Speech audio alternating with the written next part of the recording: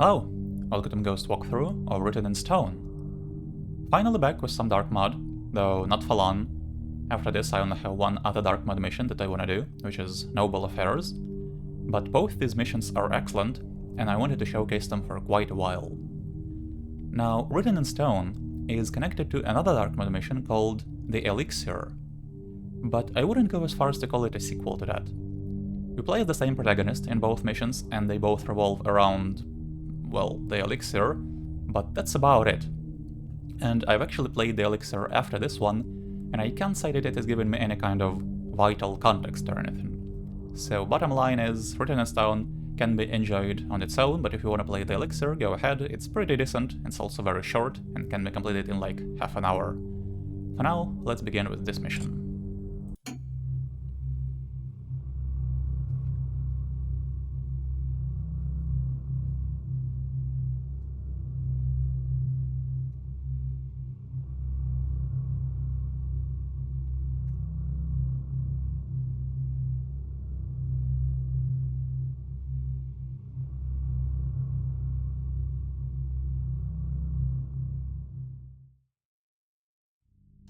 It's not often I get time to myself, and last night was no exception. While enjoying the warmth and comfort only a fireplace could bring, I heard a knock at my door. Before me stood a robed man with a glowing sash, shrouded in an aura of mystery. A mage. I don't like working for mages, but before I could close the door on him, he muttered some words under his breath and suddenly appeared in my living room, making himself more than comfortable on my sofa. It seems we've gotten past the formalities. He's here on business, and I had no choice but to listen to his offer. My client is looking for what every nobleman in Bridgeport is: the elixir. Life everlasting. Life's too short to go looking for this fool's errand. But when the mage dropped a bag of some of the finest gems I had ever seen, well, I changed my tune. What my client is really after is the formula, and he tells me it can be found right in the middle of Bridgeport. He called this place the Thistlewood Athenaeum, and said it's rather dangerous. I told him I'm no stranger to deadly traps and strange magics, but the mage simply smiled and continued his story.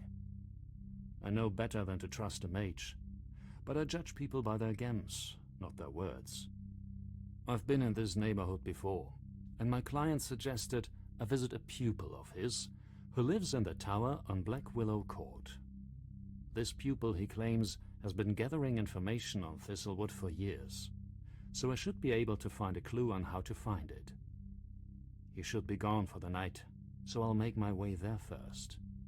I don't know what to expect tonight, so I should also help myself to some tools in the nearby weapon shop. Once I've found my prize, I'll need to leave the district from the sewers beneath the Blueberry Tavern. No matter what happens, tonight should be interesting. It's time to get going. Alright. Break into the Mage's Tower on Black Willow Court and find anything that will help you find Thistlewood. It's going to be a long winter, so pickings will be slim. Get 3,000 in loot to tide you over. Once you're done for the night, make your way to the Hill Street Cistern in Mercury Quarter via the North Sewers. So I'm gonna be moving pretty quick here to begin with.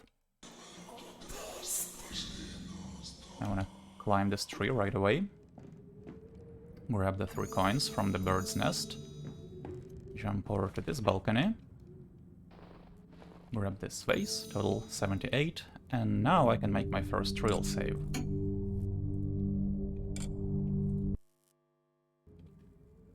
And you may have noticed that I'm using a new stealth tool, which I have to admit is a lot more user-friendly than the one I had before, mostly because we can bring it up and hide it much faster. So while I don't plan on having it on screen all the time, it will allow me to play more fast and loose, and not have to worry about taking first alerts nearly as much, so that's good. We can also take a look at our map. Unfortunately, I still cannot point anywhere, but we start where the big red arrow is at the bottom right, and our first goal is at the Black Willow Court, right in the middle. On my way there, I will loot areas around Market Square, namely Wolfram Shipping, which is a warehouse, and a weapon shop marked with the anvil icon, which has a smith yard in the back. But really, navigating the city in this mission is very easy, and I don't think I need to refer to the map all that much. Now, I need to wait until I hear that build a guard down below start walking away.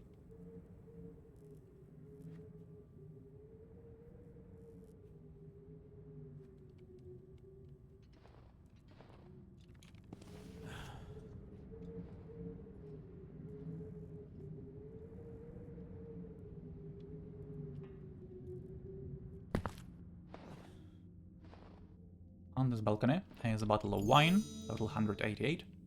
Already got 2 first alerts, but that's fine.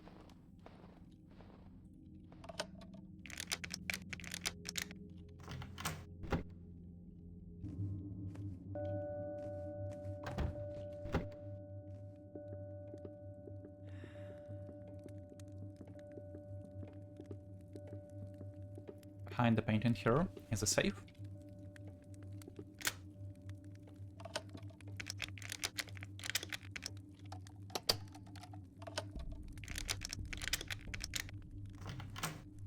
And in it is a necklace. There are also 3 silver coin stacks right here, total 363. And a newspaper, the Bridgeport Review. Barrington Estate sold. Lord Barrington's estate near Fracas Plaza has officially been sold, thereby completing the estate sale of Lord Barrington's assets and properties. The buyer, an anonymous noble from Braden, stated that he intends to demolish the Fracas Plaza property and build a new high-end apartment complex in its place. In light of these developments, Lord Barrington is due to testify at the High Court in Mercury Quarter in 3 days on charges of fraud, cannibalism, conspiracy to commit fraud, and heresy. Spice merchant arrested. Chief Herschel Wilshire of the North District City Watch charged Manuan merchant L. Egan de Mazda on 3 counts of illegally trafficking in stolen wares and 1 count of resisting arrest. Officers of the City Watch raided his Ravenwood storefront after receiving an anonymous tip. The goods recovered were 4 diamond rings, 3 golden hammers, 2 silver chalices, and 1 gold partridge figurine. Sir de Mazda will be confined at the Braden Arsenal until his trial date is set next year.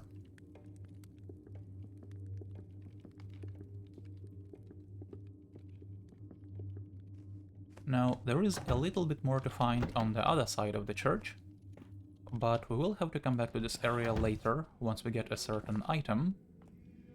So for now, I'm actually gonna skip everything beyond this point and just move on. Huh? Asgard has a purse, but I don't wanna chase after him. We'll get another chance to pickpocket him. Court memorandum on the matter of Margaret Woolsworth. The court has been informed that Maggie has been selling stolen wares from at least 5 prominent noble families in the eastern part of the city.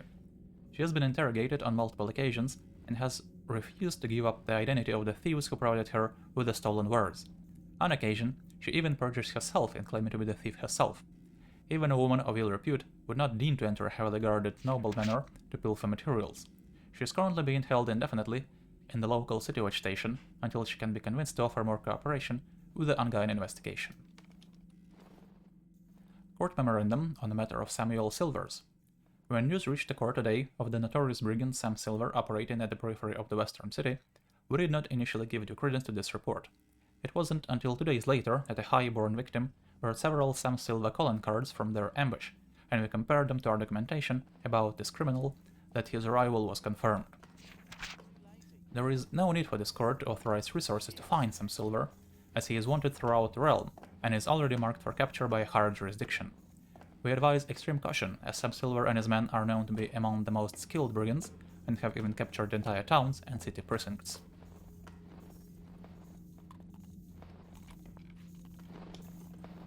There is this guy. Next, I wanna enter the apothecary shop across the canal, and there are 2 ways in. There is the front door, which is pickable, and that's the way I'm gonna take. But it is possible to use the balcony. It is, however, very difficult and might require 10-15 reloads, which is why I don't want to do it.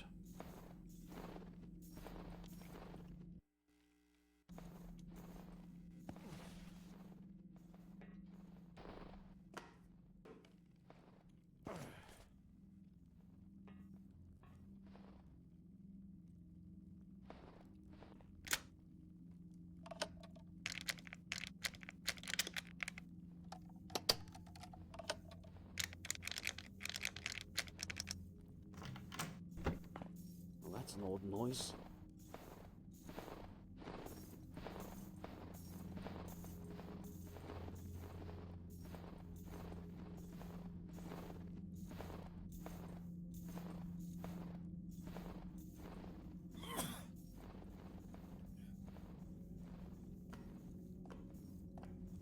What am I supposed to do? Not say If there's anything? any fun, let It's not me my know. fault I'm right. Yes, yes.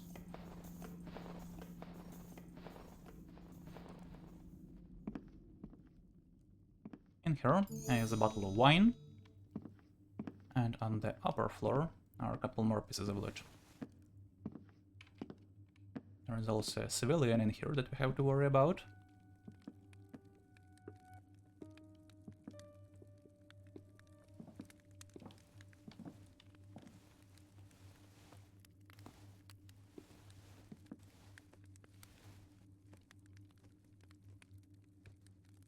In this cupboard is an invisibility potion, in case you're interested.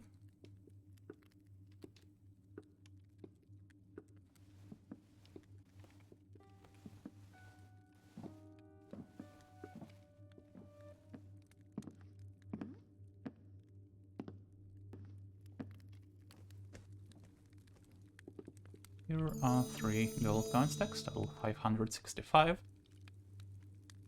Mikhail came in with another shipment of madras fruit. Teffer wanted 20 gold slips for it. We'll see if I brew him another sleeping decoction. Bishop Han came in today looking haggard, like he had just walked through the Vale and back. He demanded holy water and various other conspicuous potions, such as essence of hemlock and aconite extract. He spat at me as I turned him away empty-handed. I know all too well that you only need those ingredients if you're looking for trouble, or if trouble is looking for you. And here's the balcony, which really is meant for you as a way out of the apothecary. None of the servants would know the difference anyway.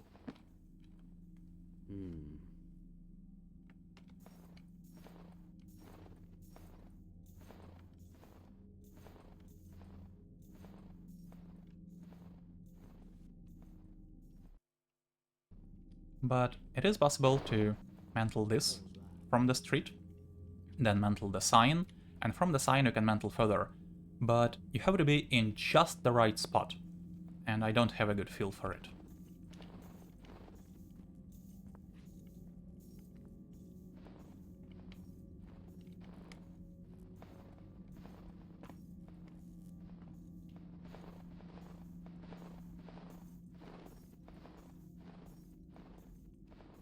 Dearest Lord Barrington, as ordered, here is your monthly wine crate delivered right at your door. For this festive season, you can enjoy our finest ice wines made from freshly frozen British grapes. And as a token of our gratitude for your continued business, we have enclosed a special bottle of Manor and Red, bottled from none other than the Bodegas de Murrieta vineyard. Sincerely, British Wine Imports.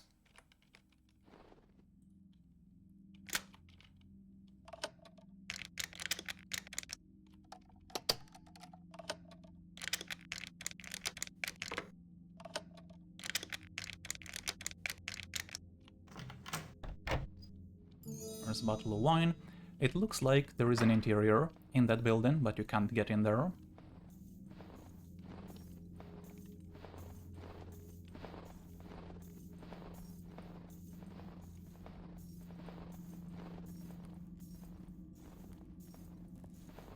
What made that sound?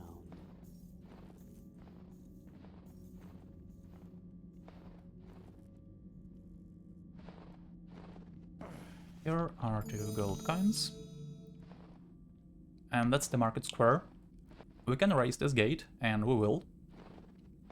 But for now, the only way forward is to climb this pipe, and we have to actually be kinda careful, because when you're climbing it, you're gonna get lit up.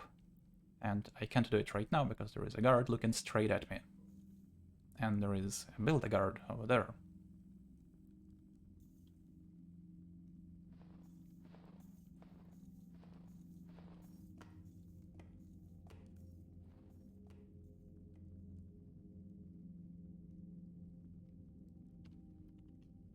Well, let's try it. I don't know if this will work. Looks like it did.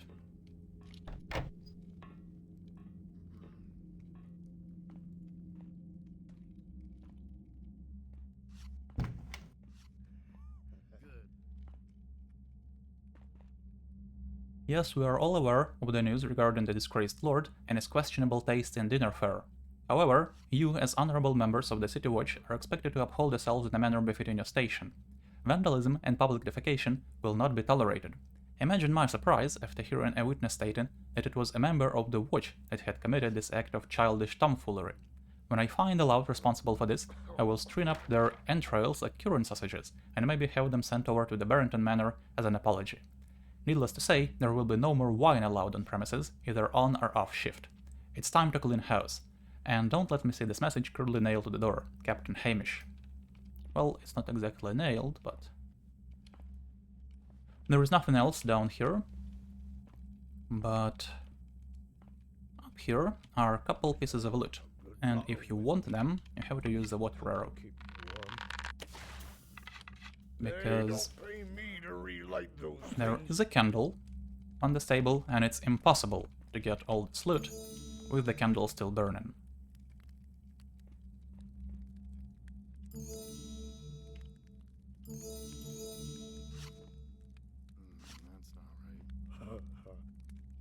There we go, 713.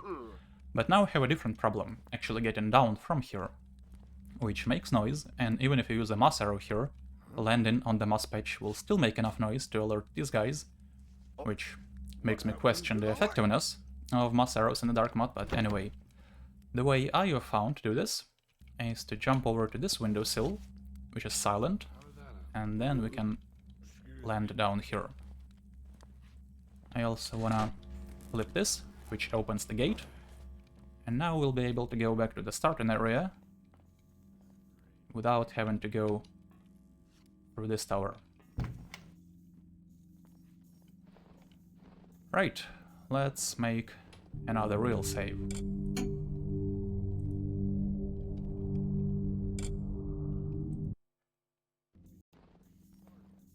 Alright, next I'm gonna head into Wolfram Shipping, which is this building right here, and there are 5 possible ways inside. There is this door, there is another one right underneath, there is a guard, gotta wait for him to go away.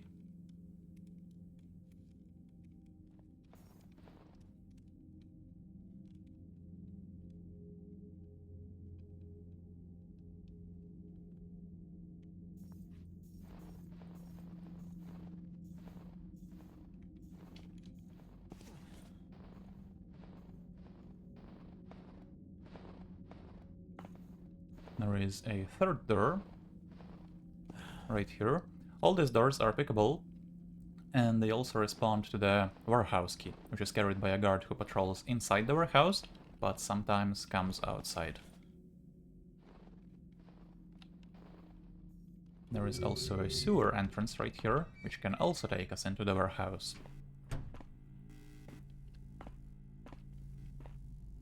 Down here is a door which you can lockpick, leading to a room with a sleeping guard. We'll get to him later.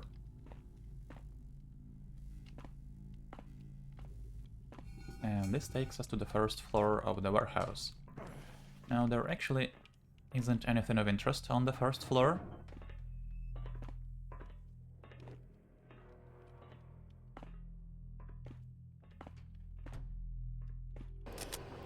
Except for what's down here.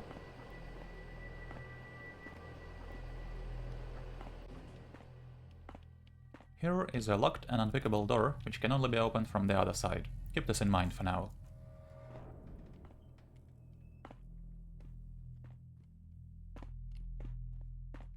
Now the guard who patrols the warehouse can sometimes use this elevator, which is kinda cool that he is scripted to do that, but it can be a bit of a problem for us. And the second floor is all metal, so it's a bit tedious to navigate it silently. There is also a worker here, who has a randomized patrol, and he is a big problem.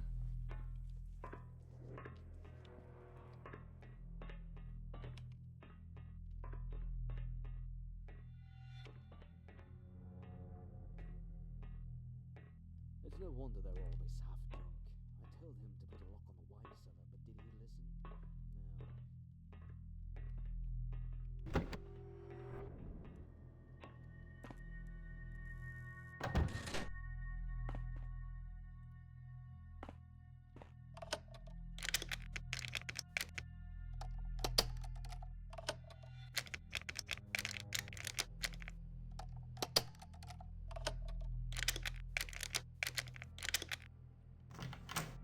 In this locker is a purse under the hat. And there are 2 notes. Bilga helped me that this must be said, but no climbing on the gantry crane. The next person I catch fooling around will have to answer to Iger and his thumbscrews. Now get to work, management. So this is a hint to something that you're supposed to be able to do, but cannot do. Or at least I can't. I'll get to this in a minute.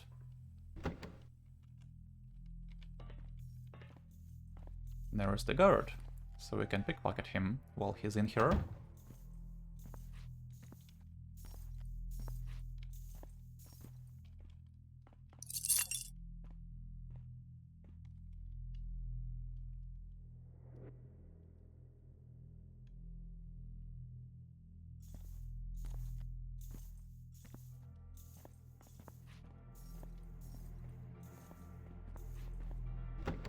Because one thoughtful employee decided to inform the Bridgeport Worker Safety Union of our alleged workplace hazards, we have now installed safety railings on our walkways and platforms.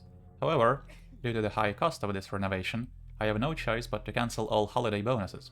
Thanks goes out to the nameless individual who is diligently looking out for our safety management.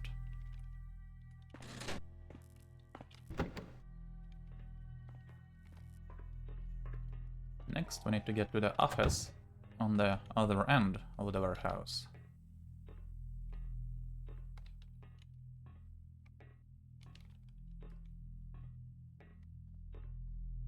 Hmm?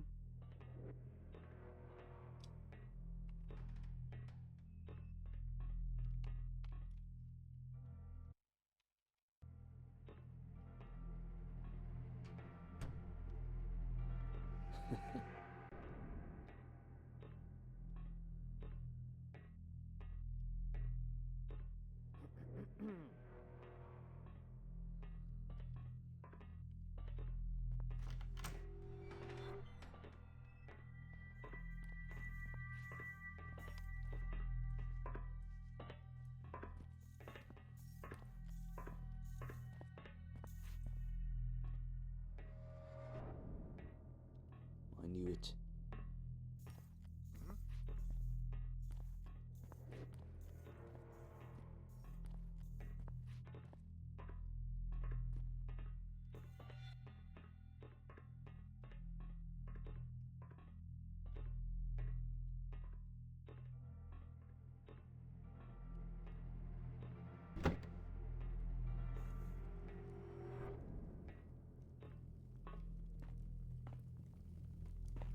In the office, there is just one piece of loot.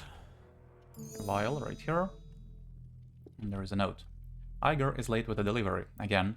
I spent the better half of a year's salary on that painting. The least he could do is deliver it on time. I couldn't possibly imagine what's holding him up down in those rank sewers. A filthy occupation. I think I might have to consider having a chat with the Cleon brothers. As brutal as they are brutish, at least they're competent at their trade.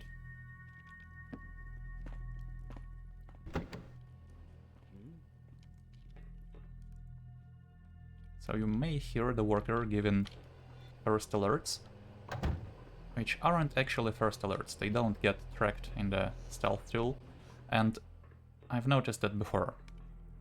Quite nice. Now here is a crane with 2 chains hanging down from it. and this is supposed to be how you get a secret in the warehouse. However, these chains have no collision, at least for me. I haven't heard anyone else report this bug, but it means that I'll need to use a different method to get the secret.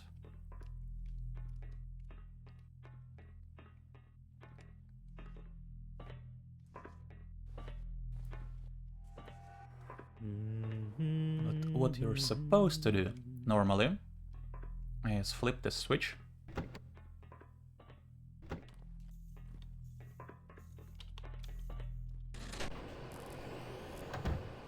Which moves the chain.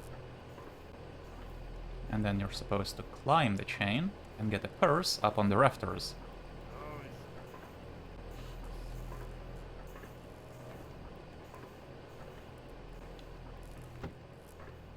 Now what I'm gonna have to do instead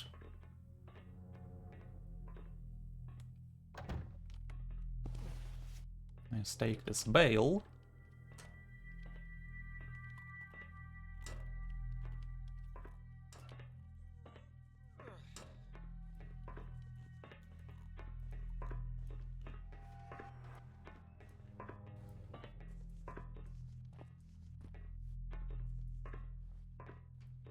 place it right here, It's no wonder they're all this half and then I can reach this purse.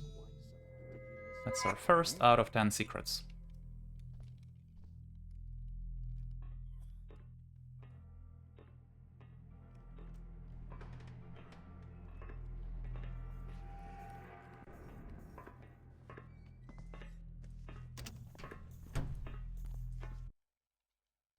Now I have shown you 4 ways into the warehouse. The 5th one is gonna be my way out. Aw.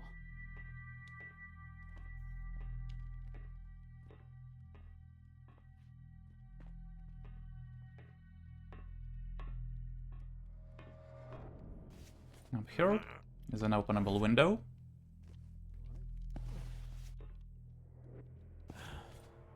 Which leads into the smith yard.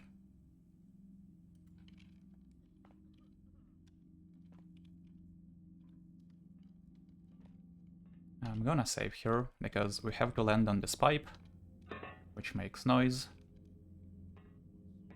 Luckily, there wasn't anyone around who can hear that.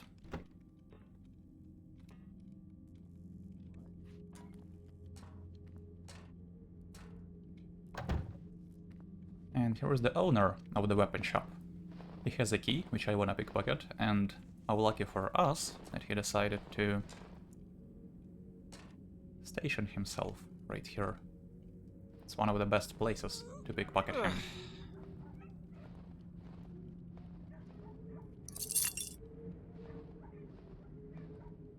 Now down there is a smithy.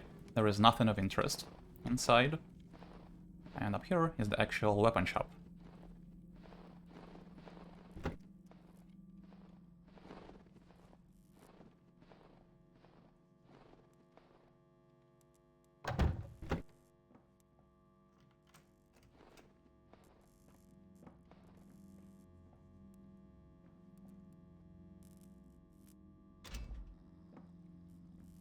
Time for a little late-night shopping.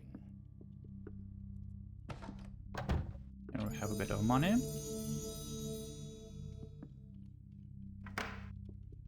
And I wanna head upstairs. It'd been nice if this guy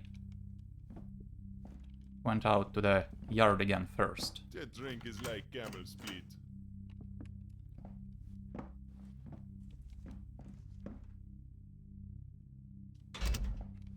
Unfortunately, he's going upstairs.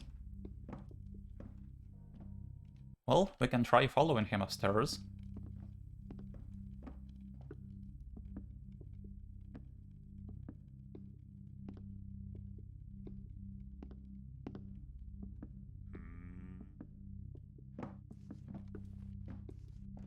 Here is just one piece of loot. Total 1006. There is an attic, but there is just equipment up there, no loot.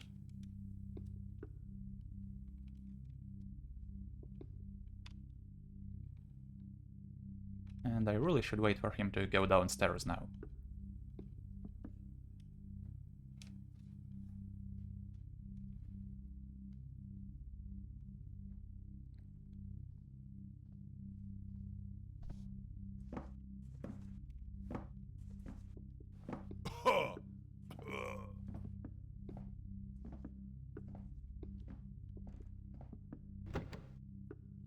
And he's going to the yard. Excellent. This will allow us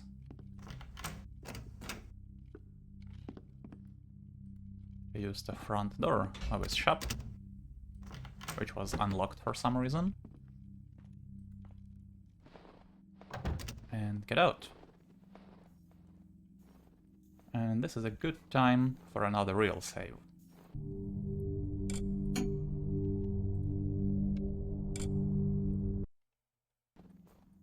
And with the warehouse and the weapon shop cleared, we can finally continue with our main goal. Now the gate leading to the tower is locked and unpickable. The only other way to get to it is to climb a pipe right here.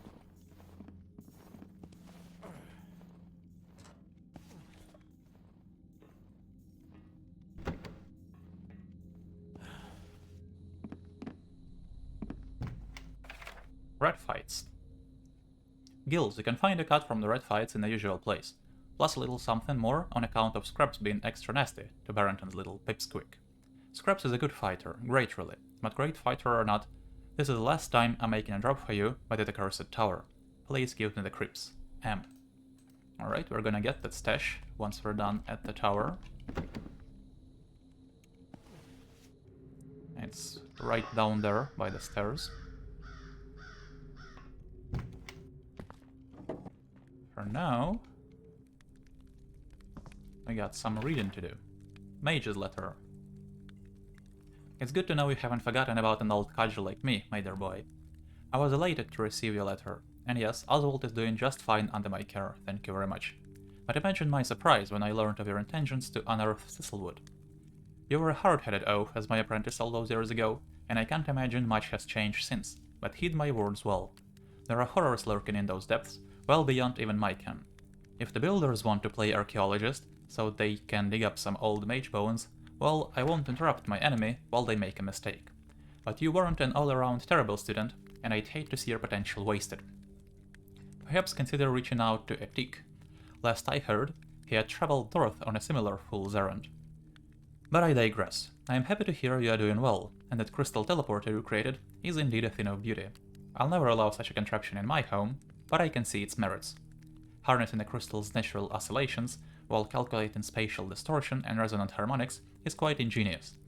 But your true creativity lies in the fact that you've designed it so that the teleporter teleports with you. You simply find the right crystal, bring it to the teleporter, and let the harmonics work their magics. Simply genius, my dear boy. You always were right, people, even if you have set fire to your fair share of laboratories. But I will bend your ear no further. Give my best to the rest of the order, and I shall see you come the equinox.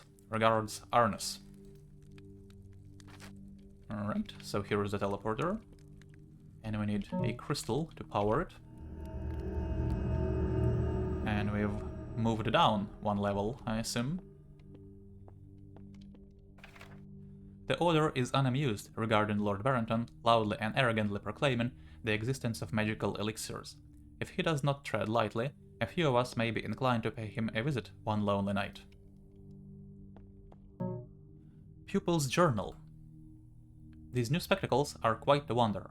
Further experimentation is required, but it appears as though they not only show you reality as it truly is, dispelling any illusion magics, it can also allow you to directly interact and even influence this hidden reality. Matter as strong as stone or marble becomes incorporeal, and you may pass through it with ease. Only so long as you're wearing the spectacles, of course. Given the complex binding spell this item has targeted in the wearer, I can't fathom the consequences of manipulating these illusions without wearing them. Regardless, this is precisely the tool I need to continue my work. Who knows what strange secrets I'll uncover in this city with these brilliant spectacles. More crystals are needed to continue my refinements on the teleporter. There is rumor of a mage in Emberforest who had dabbled in such crystals, but while his notes could be valuable, venturing that far north in the middle of winter is a fool's errand. Exploring that wretched old keep will be a last resort. The Thistlewood Athenaeum, however, is a much more promising prospect. Its dark history aside, the Order's founders supposedly built it atop one of the largest crystalline deposits this side of their own. We shall soon see.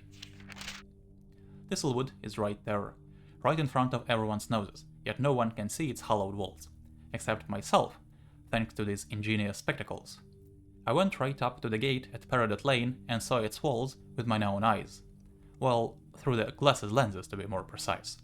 It's clear to me that the perception wards surrounding the library are indeed weakening, with even the townsfolk rabbling on about mysterious lights, haunted moans, and other such dribble coming from the nearby alleyways. With the protective magics weakening, I should be able to find some way in. Magic will be spilling out from the weak spots, allowing me to follow it with the spectacles. There is a crack in the armor somewhere, the only question that remains is where. Perhaps the old sewers beneath the weapon shop would be a good place to start. Alright. So, here are the spectacles. Who knows what I'll be able to find with these? And we've completed our first goal of breaking into the Mage's Tower. And we have a new one. Find a way into the library and get the true elixir formula. Here is a gate key, which I don't need, so I'm not gonna pick it up. And a crystal ball, which shows you part of Thistlewood, but I'm not sure what the significance of this particular spot is. We will see it once we get to Thistlewood, but it seems a little random, unless I'm missing something. And here is a safe. And with the glasses, we can see inside and actually take a piece of loot.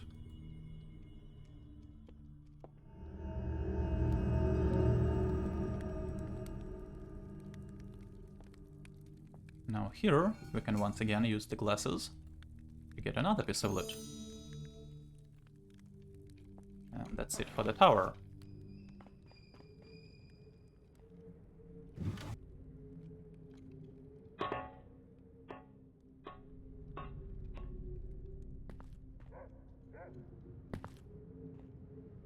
Now that I have the glasses, I could actually go back to the starting area and get the loot I skipped there, but I want to continue to Thistlewood right away.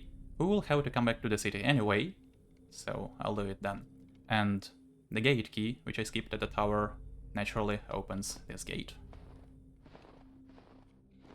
Here are two pieces of loot we read about in the Red Fights note, total 1601. And the conveniently placed sewer entrance right next to the tower. So down here we can begin our investigation.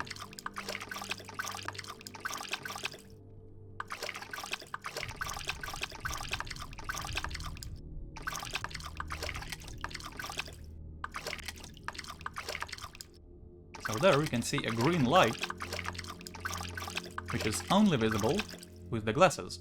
These lights are supposed to guide you to where you can enter Thistlewood. Before we continue that way, I want to show you what's in here. This room we saw from the other side of that door, remember? There is a sleeping guard, and he has a pickpocket, a sewer note.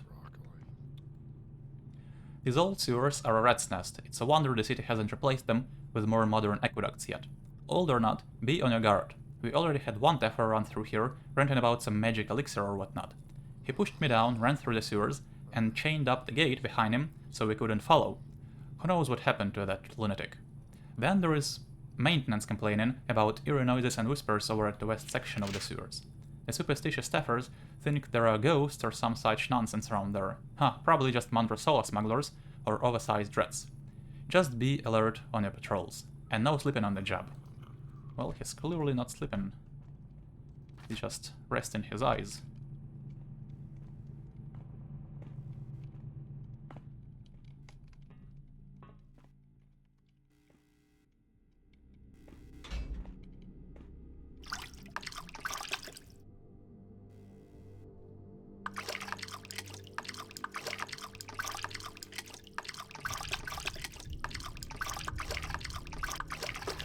more lights this way. And a bunch of lights over here. And a transparent wall. And when we have the glasses on, we can actually walk through it.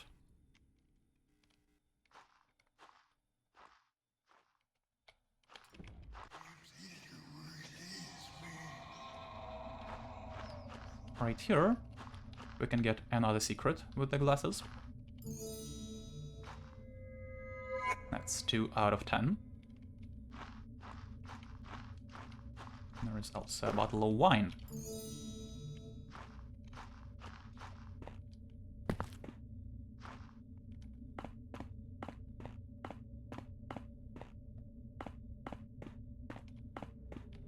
And up there is a piece of loot which we can't see, but if we climb this, we can take it. It's a gold chalice, total 1811.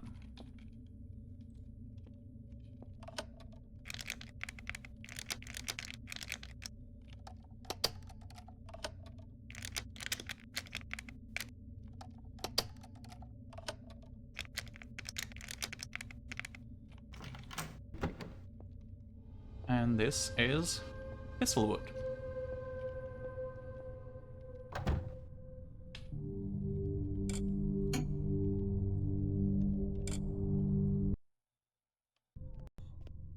So this is a pretty cool place. Definitely the highlight of the mission, at least for me. But it's also much more difficult than the city section, and we get no map for it. And on my first playthrough, I found navigating it to be quite confusing. Of course, a couple more playthroughs later, I figured out a good method for approaching it. So for now, we're not gonna be heading down into this giant room, which I call the Central Library. We'll just continue along this walkway and into the door. This is where we find the elixir formula, actually, and we need to find a different way into this room.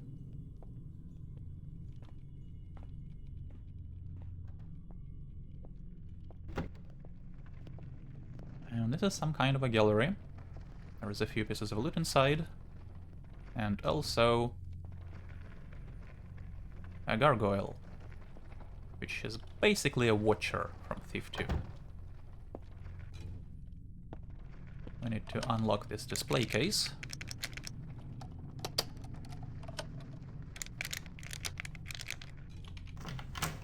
And get a valuable hammer.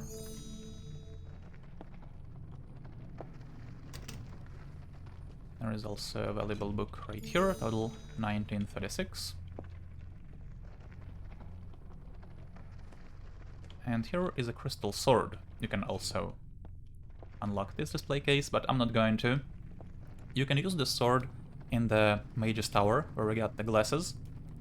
And if you insert it into the teleporter instead of the red crystal, you'll be transported to an Easter egg area dedicated to Greyman, a dark mod developer who unfortunately passed away some time ago. This will take you to a tall cylindrical room. We'll get to it by looping around through here.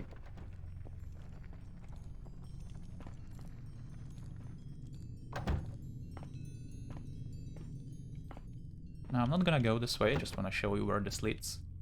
It's a library. Well, this entire place is one big library, but this room looks quite distinct. And we'll get to it a little later.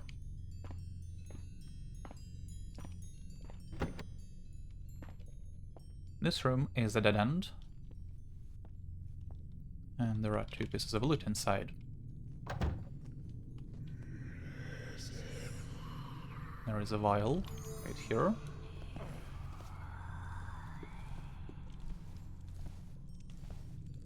There is also a floating goblet with an orb near it. When we get the goblet, the orb will change color, but it doesn't seem to do anything else.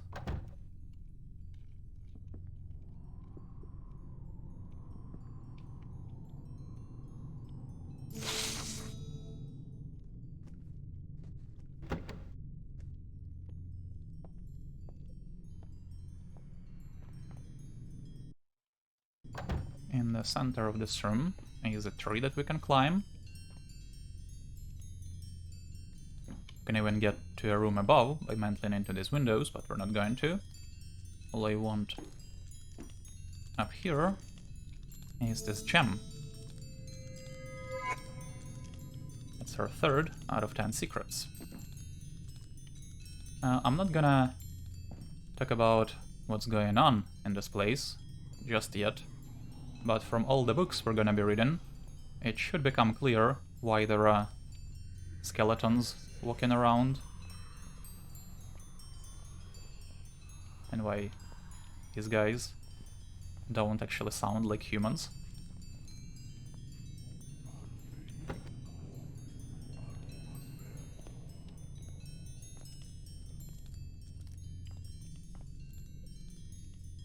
Right, next I wanna lockpick this door.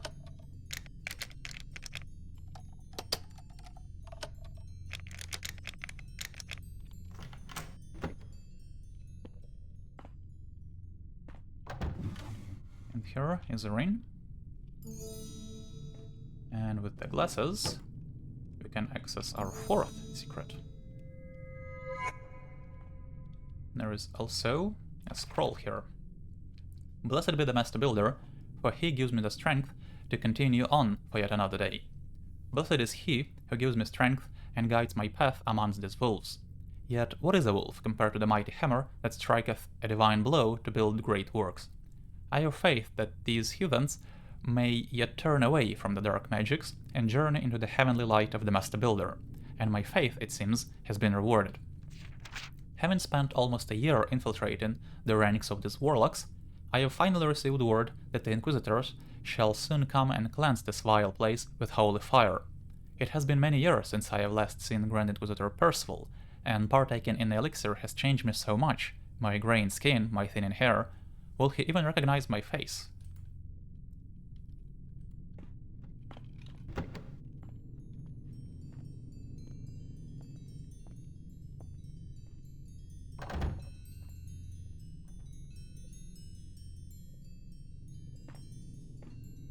There is nothing in this room.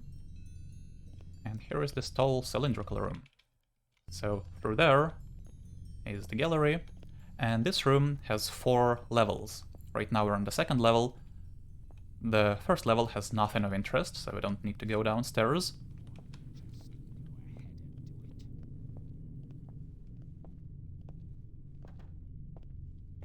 The 3rd level will eventually be our way forward. So for now, we need to head upstairs.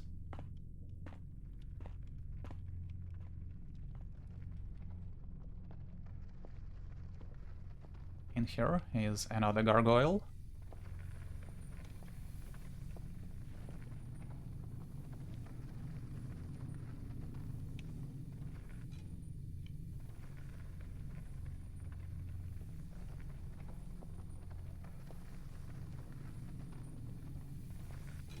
And there's this. If you touch it, you'll just get hurt, but there is an item you can use on this as well, which I'll show you in a couple minutes. And this leads into the Inquisitors, not the Inquisitors, the Archmages' chambers. And I just heard him go inside, so we can lockpick this door. It just takes a while. And the Archmage himself carries a key. So I don't know if I'll even be able to lockpick this door by the time he comes out.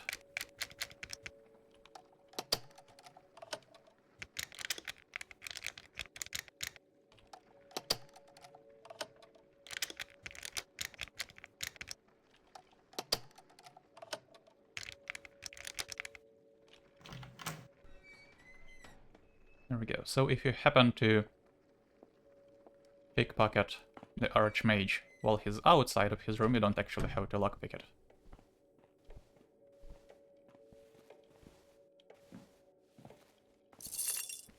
That's an odd noise. There we go.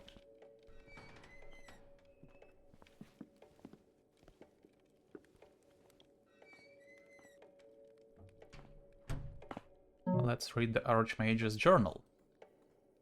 I can no longer feel the fire warm my hands.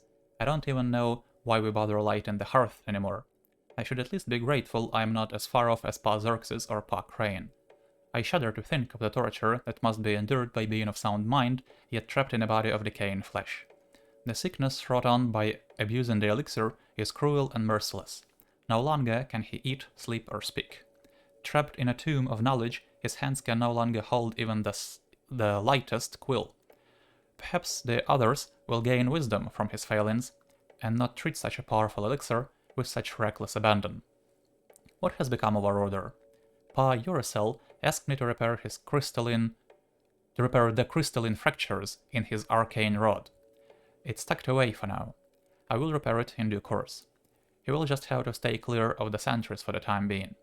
His fingers may not be as nimble as they once were, but he can now spend his time working on a charcoal robin. Speaking of which, once I have made the final etching of the tablet, we'll be leaving the rotten Athenaeum for good. But not without the formula, not without Azora. Once that is done, we will collect all samples of the elixir and destroy the tablet before making our way north. Perhaps we'll find hospitable halls behind Emberforest's high walls. With the Thistlewood dead, the wards are weakening, the walls rotting. It won't be long before this place makes its way to oblivion. To make matters worse, Pa Vestrix says that the Inquisitors are poking around again. They clearly do not remember their history. Let them come. I must make haste and record the formula. I have just been informed that Arnas's owl was spotted in the nearby streets. That decrepit old sorcerer seems to have hired a rogue to do his bidding. Oh well, it matters not. Should the rogue be foolish enough to find his way here, then he shall be met with an untimely end, just as all the others. But Arnas is a clever old bat, and he will send more should his hired thug fail. Flesh from my bone, we will free Azora and Talion from his tomb, no matter the cost. Now, where did I leave my charcoal materials? The East Reading Room, perhaps. Alright. The Archmage is back. Here's a bottle of wine. And I'm not gonna risk taking the 2 vases on the fireplace while he's in here.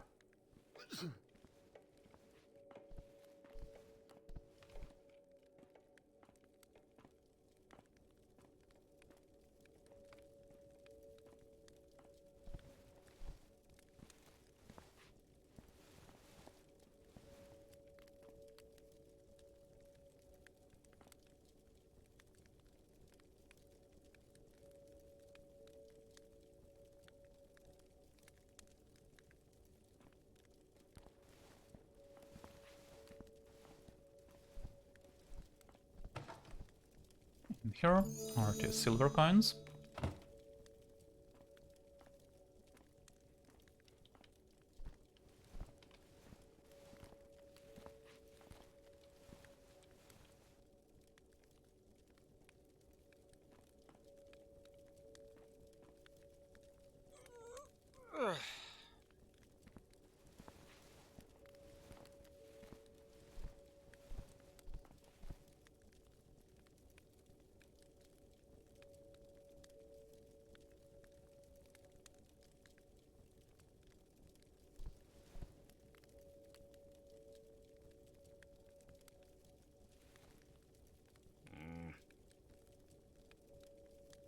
Translation isn't complete.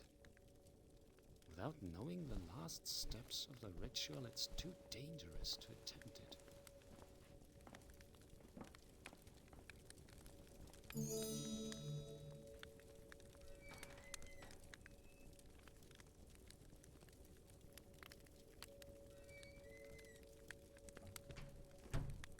Alright, good. Now we can head upstairs.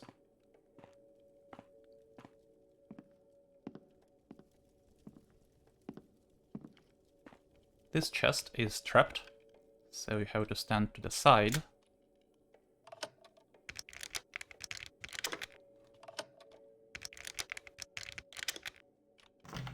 Because a spike comes out. Piece of loot inside brings the total to 2638. And this is the Inquisitor's skull. We'll need it to access the room where the formula is kept.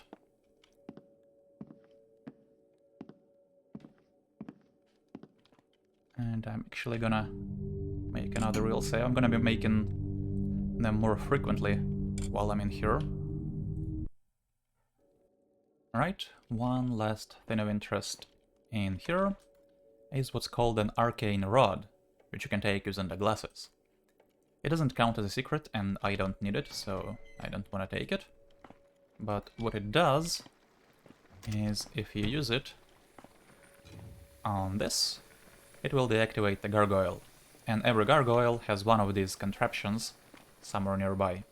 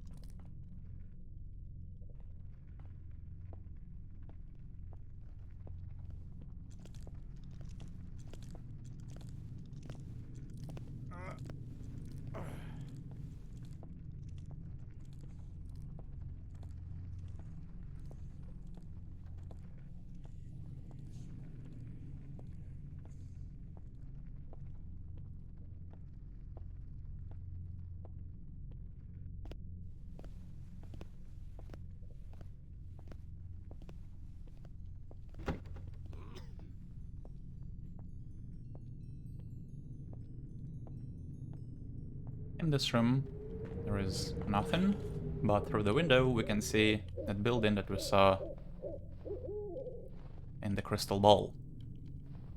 Like I said, I'm not sure why it's important, we can't even get to that building.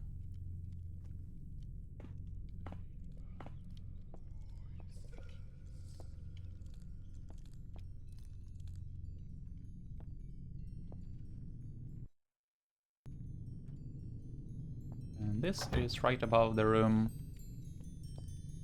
with the tree that we climbed. Obviously, we don't need to go back down there.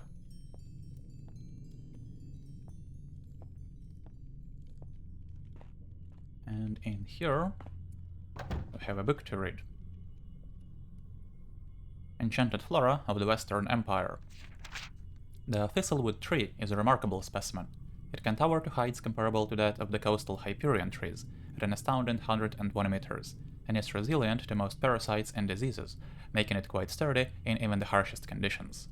What truly sets this Pinaceae apart from the rest of its family, however, are its unique medicinal qualities that have been highly sought after by doctors, herbalists, and mages alike. For example, the bark of a middle-aged thistlewood can be ground into a paste and served as a numbing agent, while the heartwood can be refined with various distillates to create a highly effective sedative. Such a sedative was famously used in the death of Archmagister Barnabas VI during the Quintus Rebellion. One other noteworthy fact about the thistlewood is their symbolic relationship with various crystalline formations. Thistlewoods seem to favor environments where there are significant quartz deposits or similar minerals. The purpose of this relationship remains unknown, although it hasn't prevented scholars and mages from studying this unique tree. Some claim this tree to be the key to unlocking the secret to life everlasting, although we have yet to see any substantial evidence in this regard.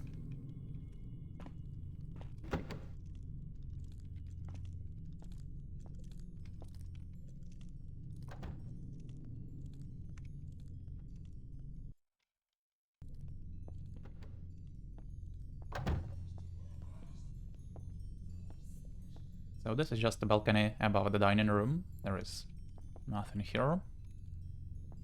And here we want to go left. The right path will take you to a staircase leading down to the central library. We'll get there in a bit.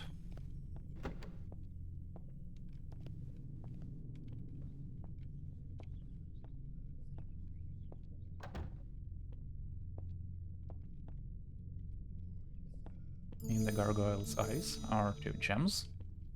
Straight ahead is a dead end. And here we can get into this room, which I briefly showed you earlier.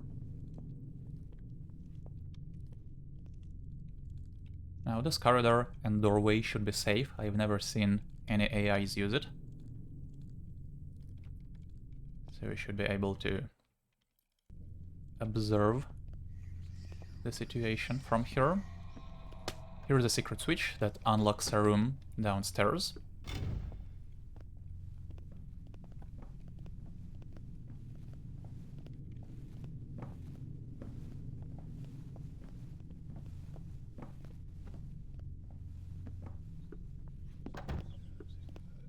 There is a statue up here.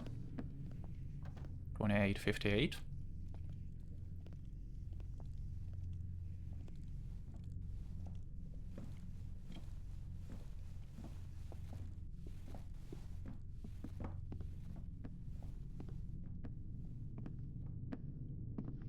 On the fireplace are 2 vases, and on the table there is a book, but the only way to read it in peace is to actually douse the fireplace, and I don't want to do it, because that book isn't all that interesting or important. It's just a humorous tale about a bunny, which has no bearing on the story, so I'm gonna skip it.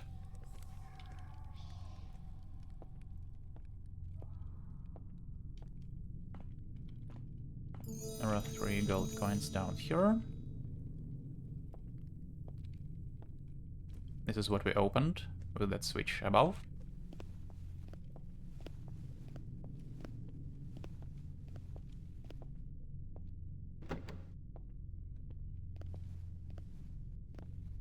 And I also want to get this plate.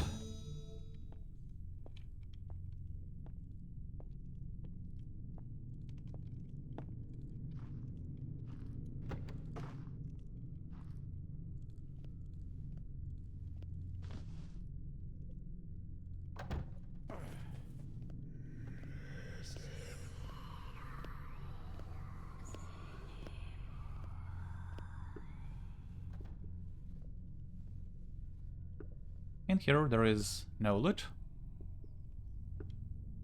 but I wanna get this readable.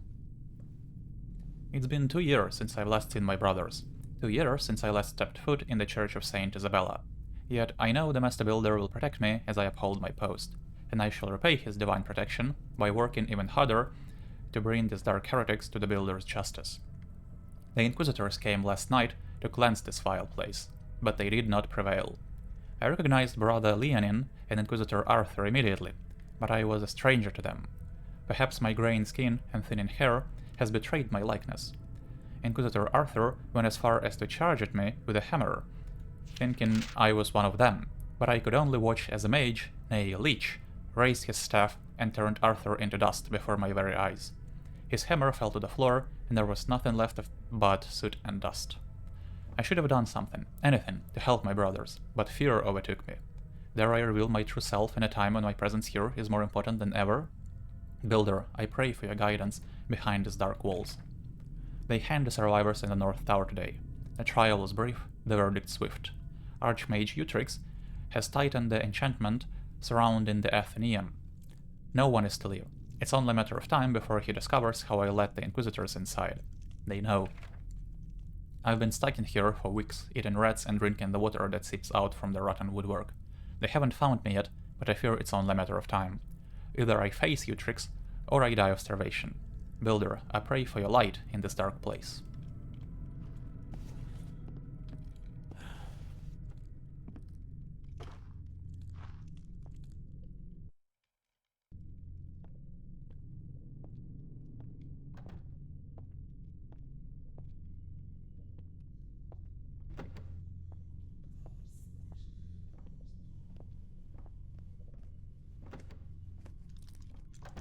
Whoa.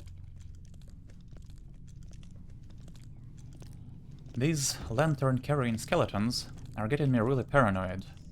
Because if you encounter one in a tight space, especially a tile-floored tight space, there is really nothing you can do.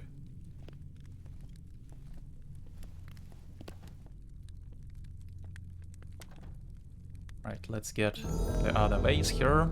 Total 3046, and it checks off our loot goal.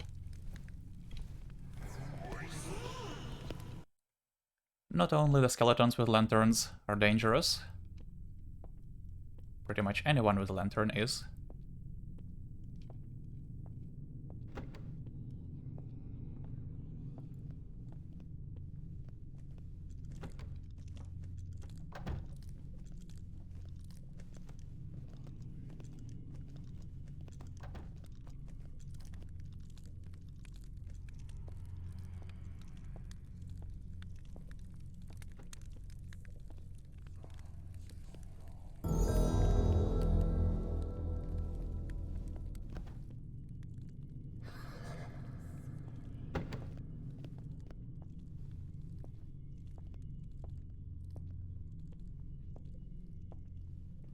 don't come this way.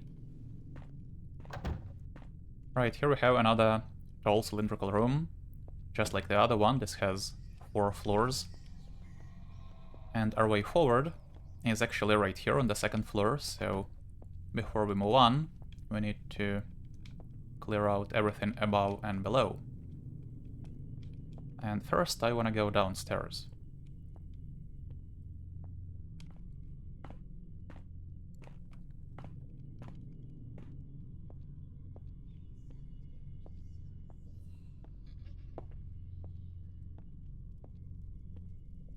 Down here is the reading room that was talked about in Archmage's journal.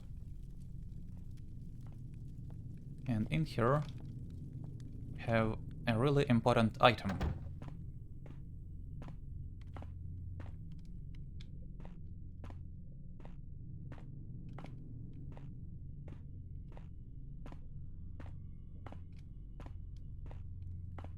First of all, there are 2 valuable books. But second of all, we have etching tools. This we're gonna need to copy down the formula, which is written in stone, hence the mission's title.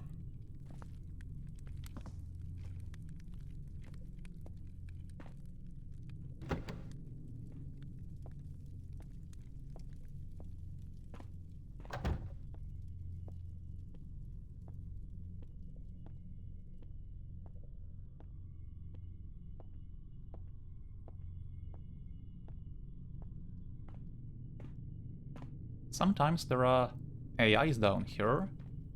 It was quite lucky that the room was empty. Right, let's go upstairs first. There is just 1 piece of loot here.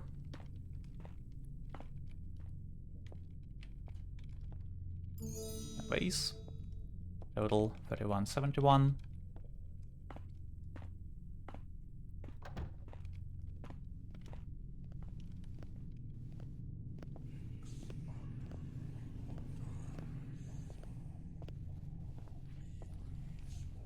And on the 3rd level, we can get to a balcony above the central library.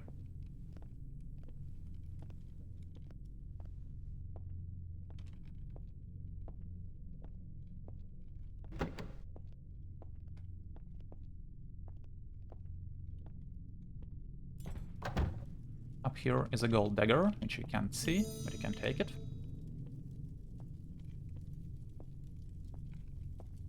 And we also want to jump over to this chain and wait for a money box to float by.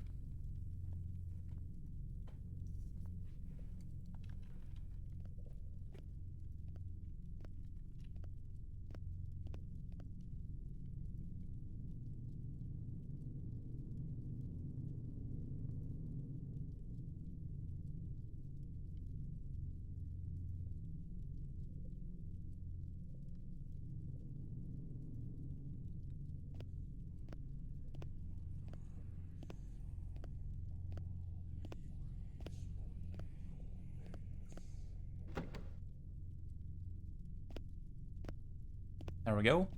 Once we get the piece of loot inside, these 2 orbs will change color. But it shouldn't matter. And we also want to jump over here. And at this point I might start save scamming, because we will be engaging in quite a bit of dark mode platforming, which isn't very good. Or maybe I'm just not very good at it, I don't know. Here is a gold plate. Now the real difficulty is getting back to the balcony, because it's a pretty easy jump, but most of the time you hit your head on the ceiling and fall down. So the most consistent way I found is to stand as close to this pillar as possible and take a little bit of a running start, but not too much. There we go. But someone saw me. Of course.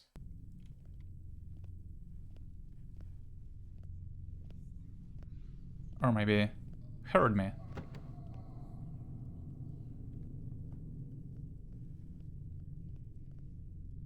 Well, I'm gonna wait for this guy to go away, and then I'm gonna try the jump again.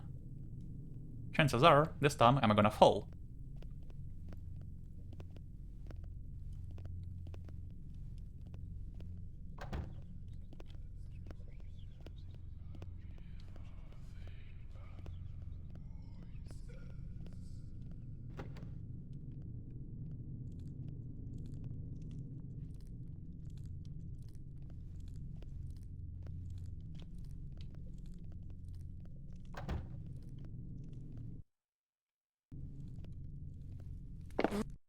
Hold it.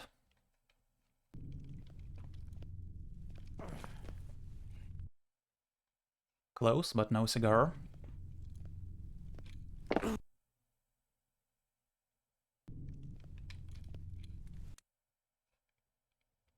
Well, this is how you do it.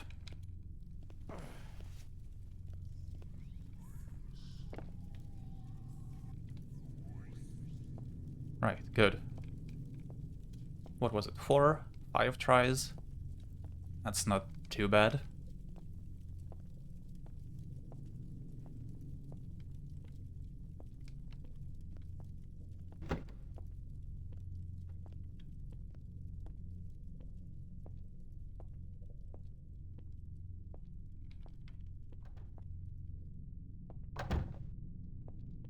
And let me make another real save right here.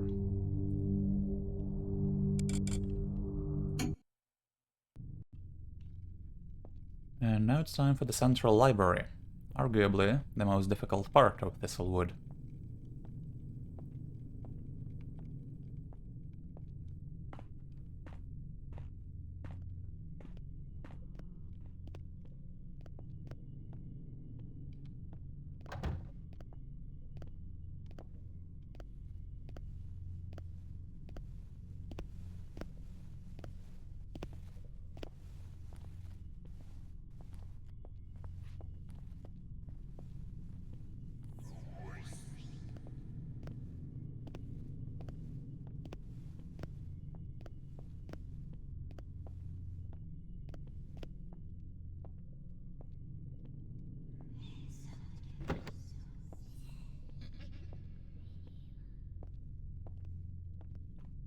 First of all, gotta climb this.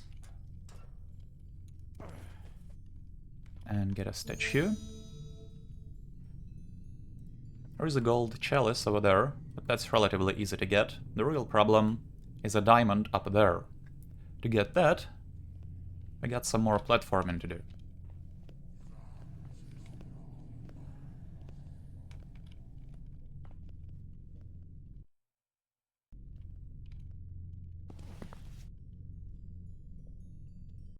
That was a good jump, but it would be nice if I didn't make a noise while mantling.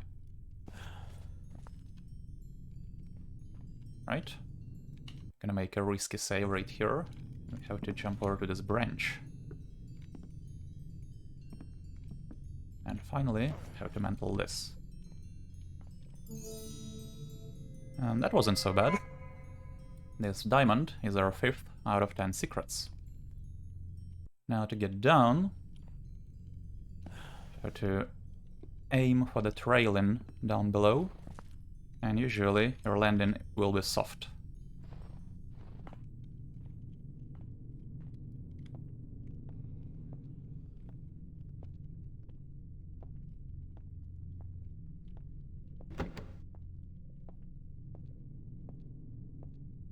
In here is a ring. And I assume this is the Thistlewood tree, or the dead Thistlewood tree, to be precise. I'm not sure I understand the story completely, but it seems like the inhabitants of Thistlewood aren't your average undead. Even the skeletons that are walking around seem to be just regular mages who drank a bit too much elixir, trying to prolong their lives.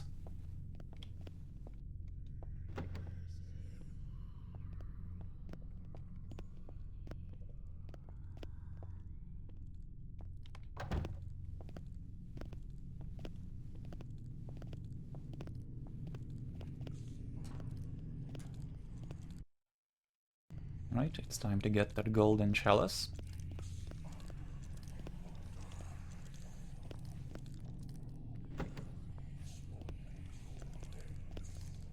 We can be spotted while we're trying to reach it.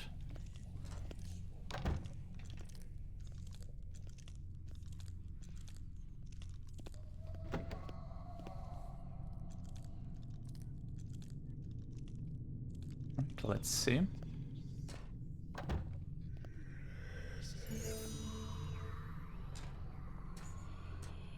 $36.56. And that's it for the central library.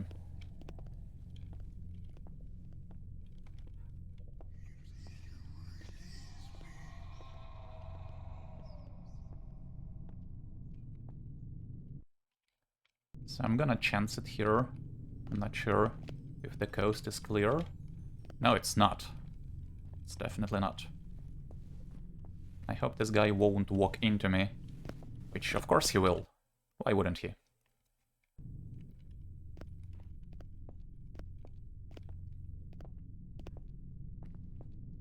Not sure how I was supposed to dodge that without foreknowledge of his patrol.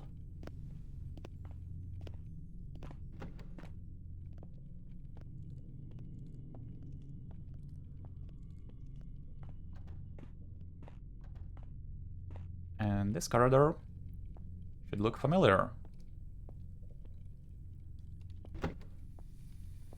So this is the balcony above the gallery, and you can deactivate the gallery gargoyle using this. And here is where we use the Inquisitor's skull.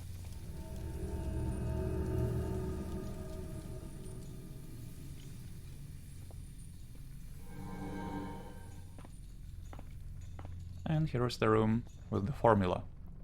Get another gargoyle here, as well as a strange creature that looks like a cloud of mist, that also has a hammer on its back.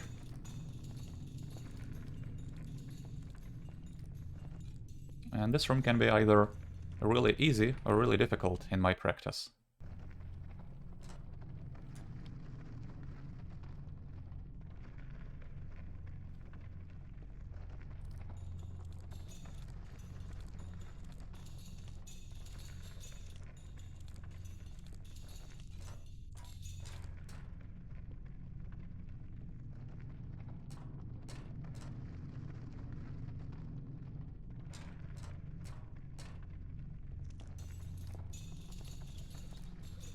So that's the gate that will take us to where we entered Thistlewood. There is a lever on the wall here. And in the middle, we are pretty safe.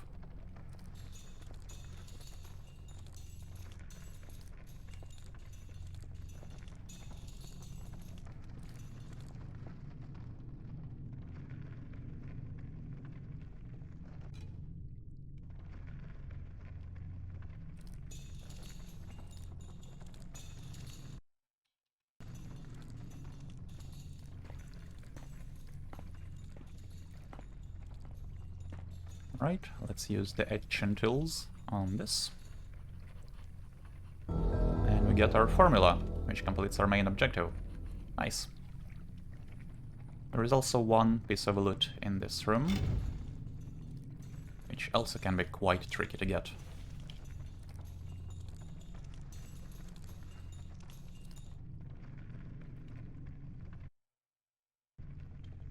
Now jumping here is quite easy, assuming we don't make noise.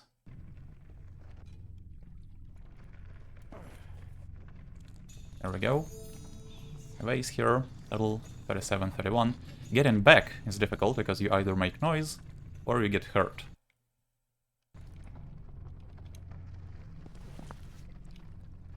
Yep, that was enough noise for that guy to hear me. And I haven't actually found a good method for this.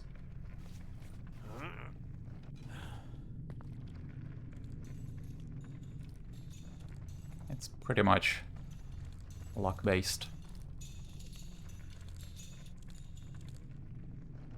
Now, when we get the formula, the statue in the middle of the room slides out of the way. revealing a secret passage. And we definitely want to explore that.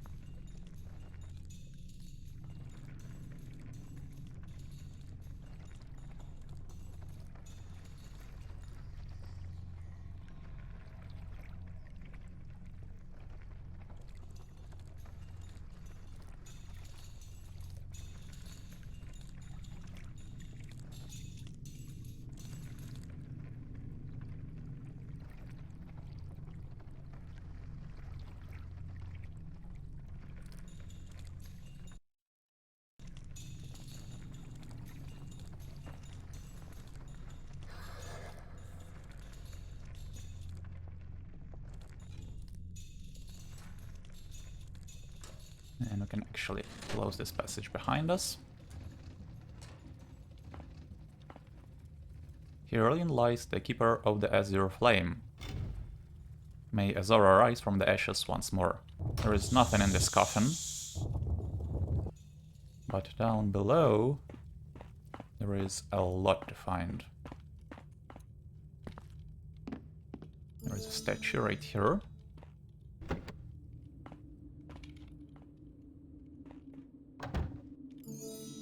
There is a necklace and 2 vases right here, 41, 31. And the prettiest room in this entire mission, in my opinion.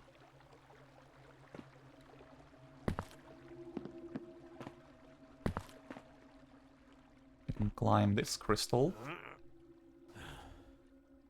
and get another secret. That's 6 out of 10.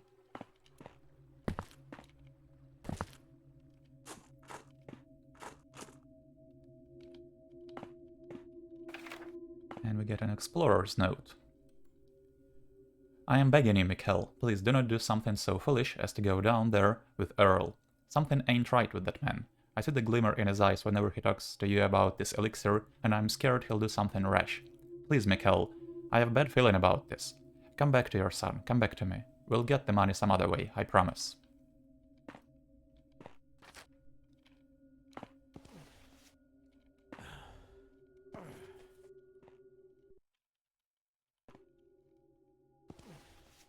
Can also climb a rope right here. He who seeks our riches shall too be sought. With the glasses, we can see in here and get another piece of loot. That's our 7th out of 10 secrets.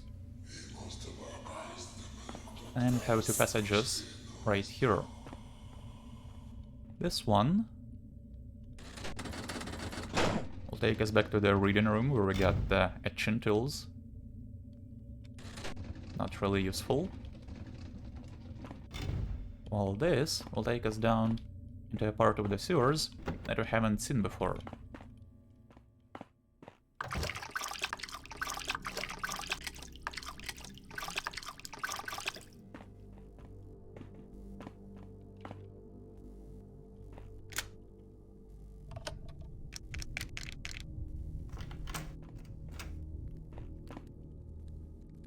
And climb here.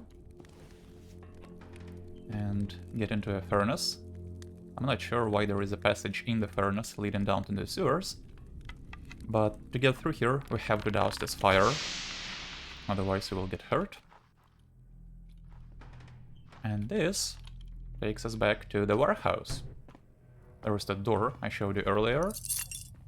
We can now unlock it with the warehouse master key. So I usually don't like getting out of Thistlewood this way, because we have to pick an unnecessary lock and douse a fire, and normally I get out the same way I get in. But since I'm already here, let's just continue.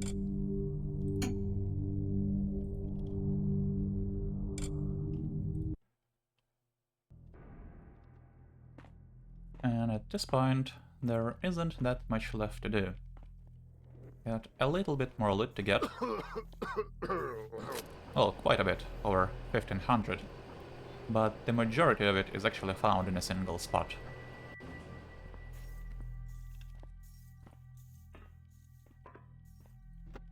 So now I'm finally gonna head back to the starting area and get all the loot I skipped there.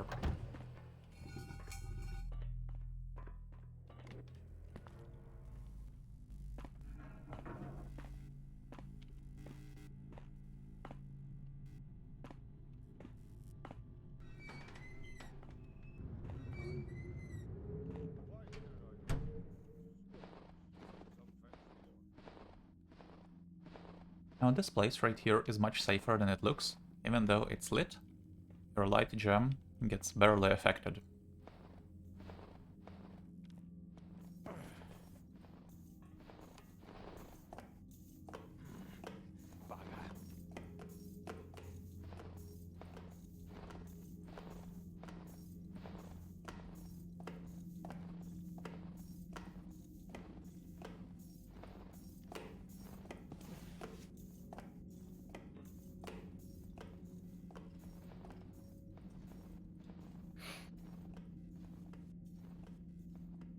It's not my fault, I'm right.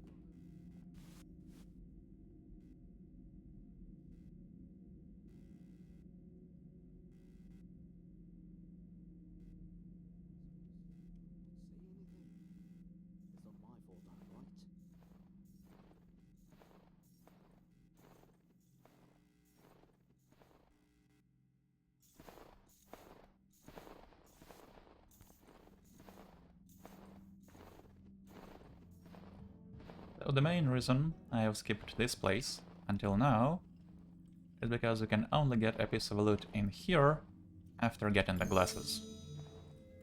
That's our 8th out of 10 secrets.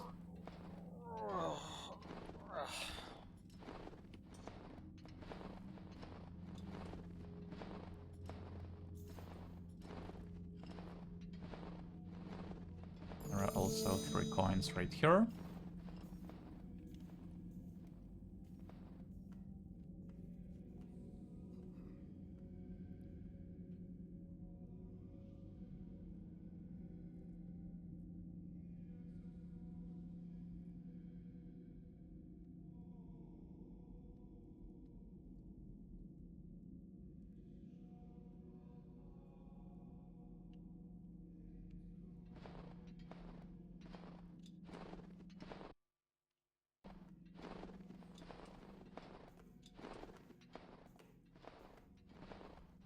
And we can pick the donations box.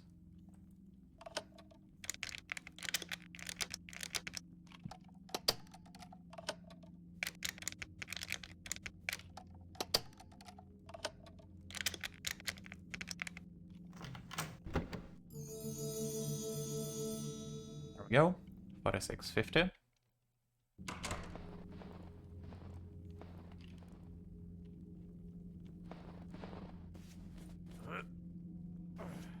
We can also climb this and enter another apartment with yet another secret.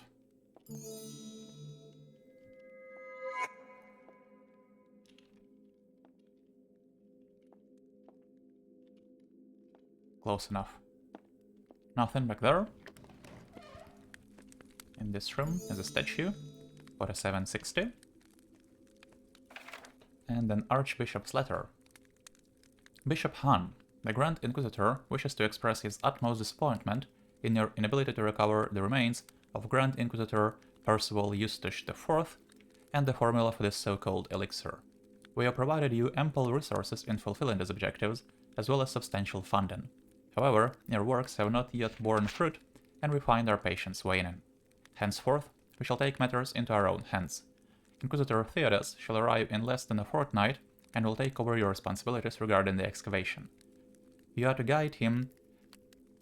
give him any and all information regarding Thistlewood, as well as any research you have relating to the elixir.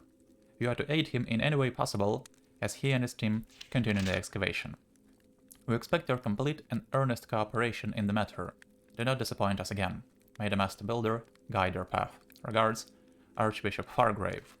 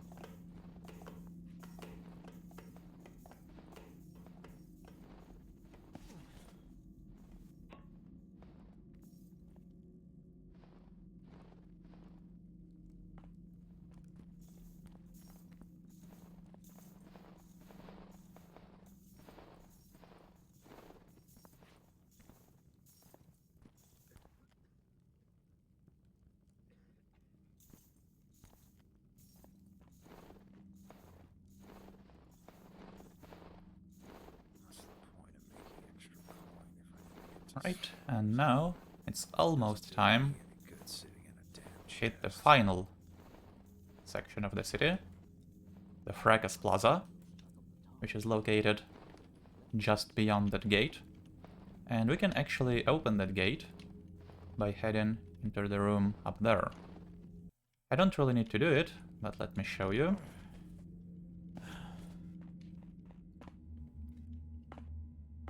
In here is a switch that opens the gate, and a window leading to Fracas Plaza. We're not gonna go this way.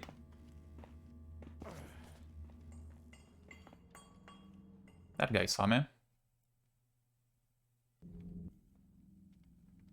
Well, I don't need to open the gate anyway. And we're not going that way, because there is more loot to find by heading here.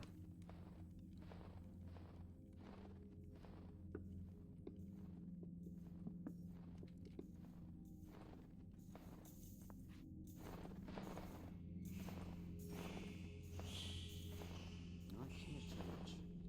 That's my problem. I need to just relax.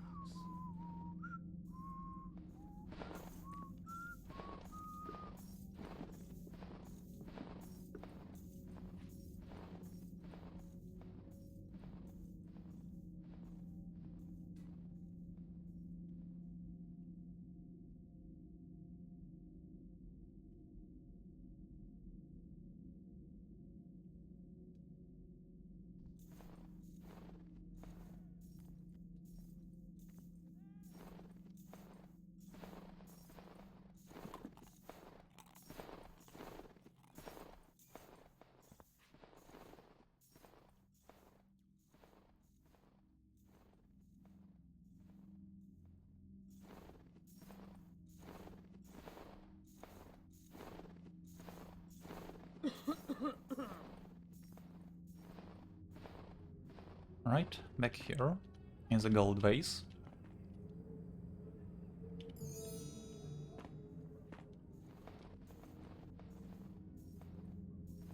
And we also want to climb to the rooftops here. It's a bit unfortunate that this guy came back so soon.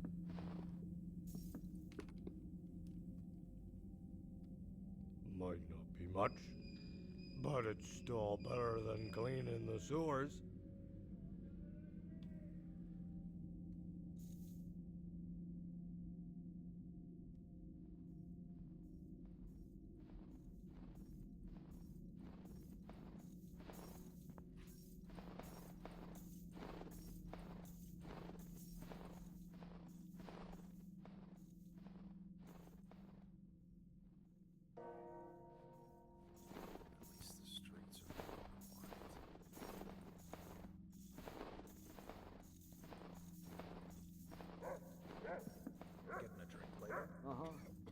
Well, let's try this now. The best way I found of climbing here is to mantle this lantern.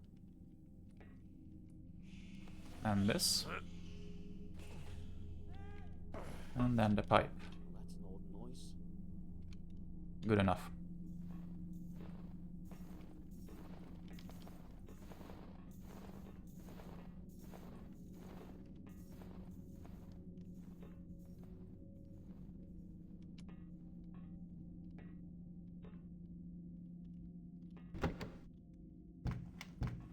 I need to jump over here. Hopefully that didn't make too much noise, which it didn't. And in here is a bottle of wine.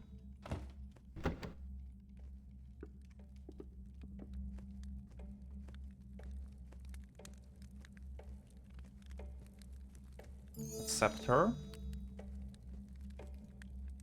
3 silver coin stacks.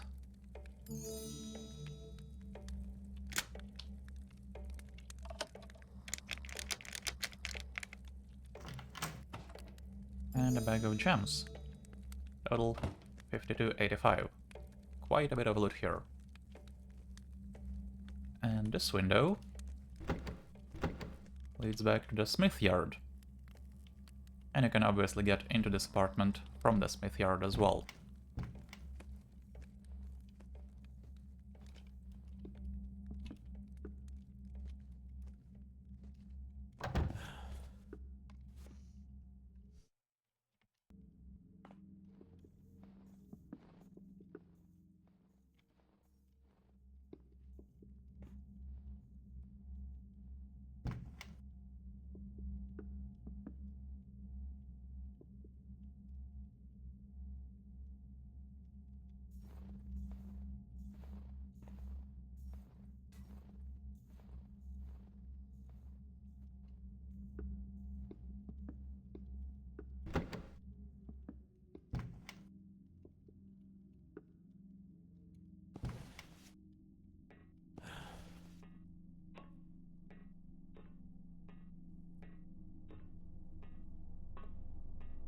Now we can continue along this pipe.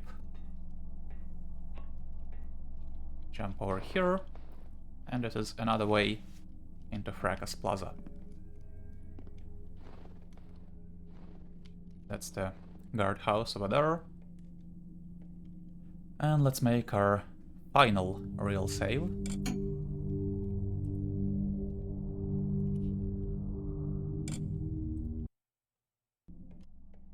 And Fracas Plaza is actually the area you visit in the elixir. Except you do it during a different time of year and have a bit more of it available, like the area beyond that gate is where your main objective is. In this mission, that's inaccessible. This apartment is also reused from the elixir.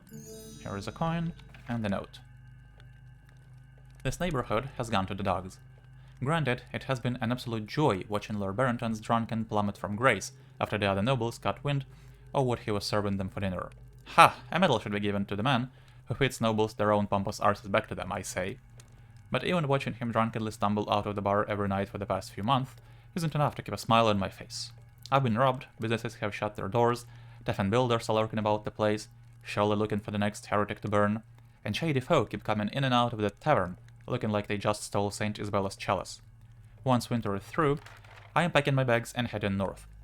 Braden is supposed to be sublime in the spring, with their wildflowers and whatnot, or I hear Wilford's Hollow is a quiet town where a man can kick his feet up and finally get a good night's rest. Now, getting down to the street here can be a little tricky. What I like to do is making sure that guy is looking away.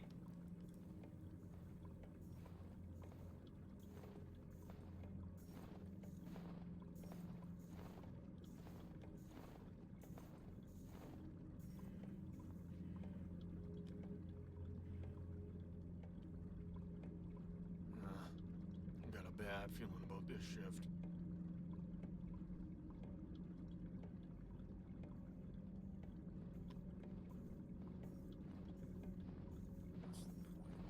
Right, once he's not looking, I can land on this. Doesn't do me any good sitting in a damn chest. And the guard who just passed by has a purse.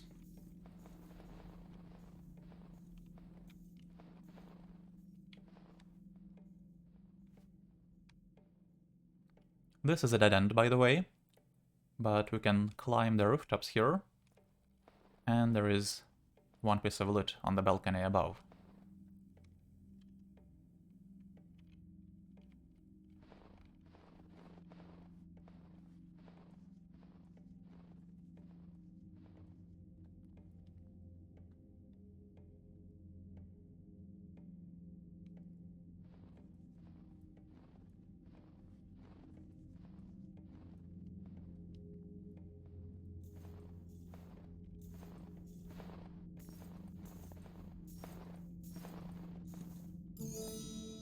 There we go.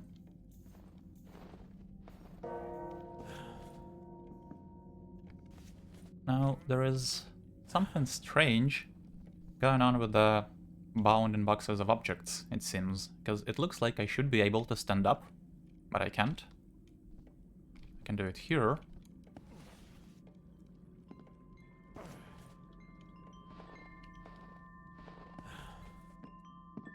And here is a coin stack.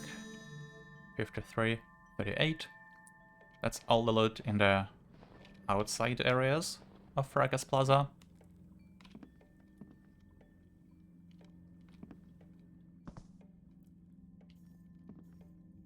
All that's left to do is to enter the tavern, get a bit more loot in the sewers underneath the tavern,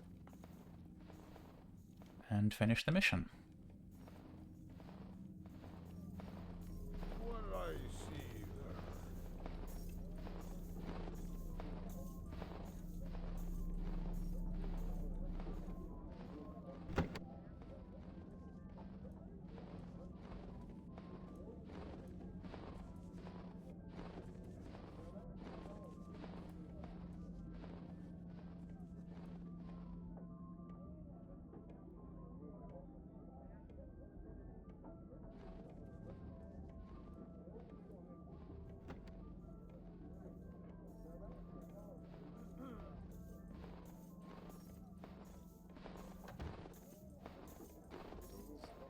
in the tavern.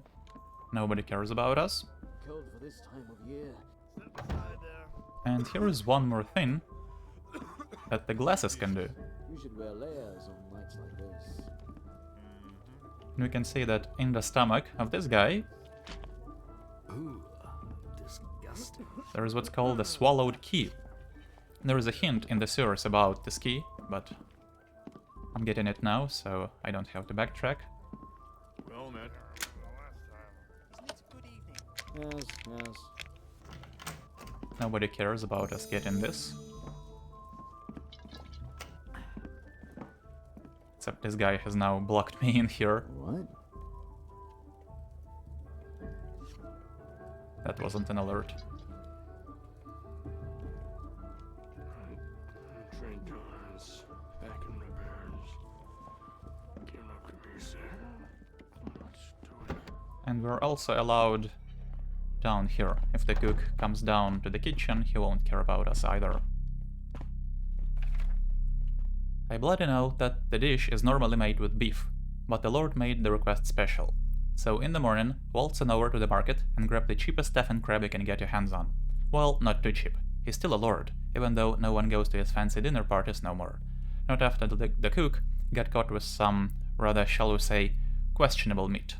And who knows, Crab Wellington might just be the culinary delight that puts this ramshackle old piss bucket on the map.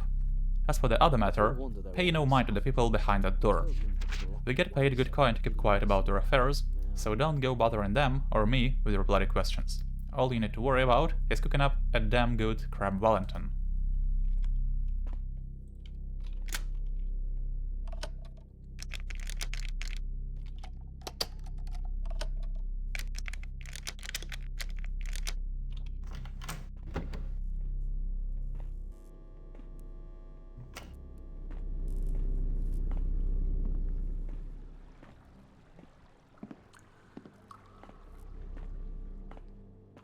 Now down here, there is a patrolling thief. There he is.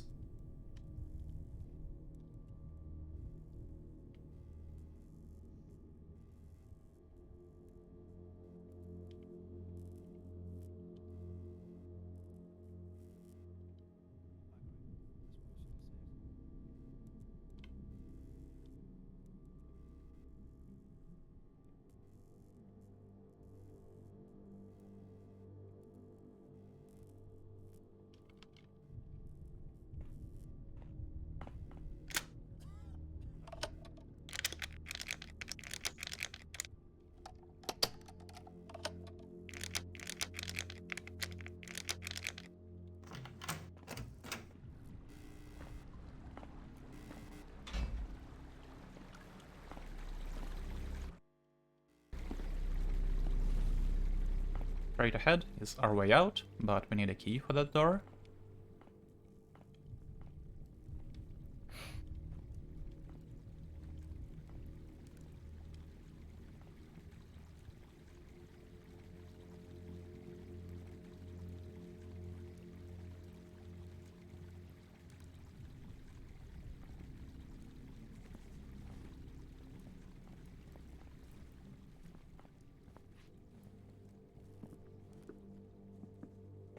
And over here, we have a little thieves' den.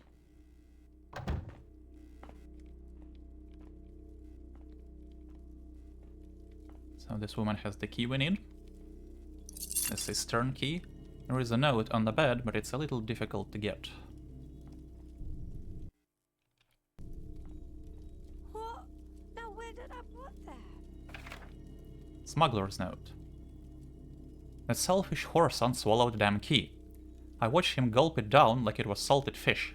Now the paranoid taffer's over at the Blueberry, knocking a few back like he hadn't just locked us out of all that loot. I don't know what Liam's playing at, but if we can't pry that door open, we're gonna have to put our tools to use and get that key ourselves. Hope your knives are still sharp. So that's the hint to where we can get the swallowed key. And that key unlocks this door, which is our final secret. And this should also be our max loot.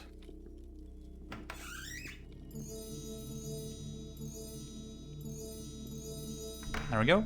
6175. It's all the loot in the mission.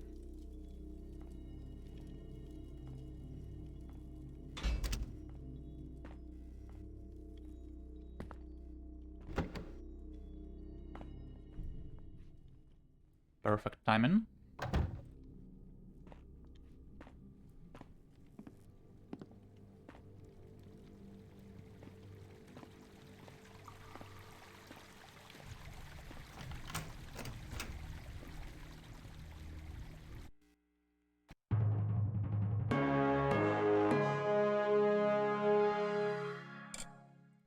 There we go. Mission complete in 1 hour, 41 minutes, 49 seconds, saved 59 times, damage dealt 1. I think that's a bug. I've had this happen on my practice run as well, and I'm not sure where this comes from.